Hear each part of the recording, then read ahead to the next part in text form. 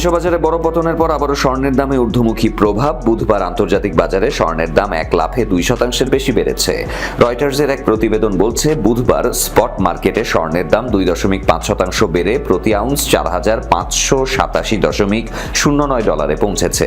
April মাসে delivery মার্কিন স্বর্ণের ফিউচারও 4.2% বেড়ে $4,586.10 দাঁড়িয়েছে। বাজার বিশ্লেষকরা বলছেন, ডলারের দরপতনের প্রভাবে স্বর্ণের দাম বাড়ছে, তেলের দাম কমায়, উচ্চ মুদ্রাস্ফীতি এবং বিশ্বব্যাপী সুদের হার বাড়ারও উদ্বেগ কমেছে।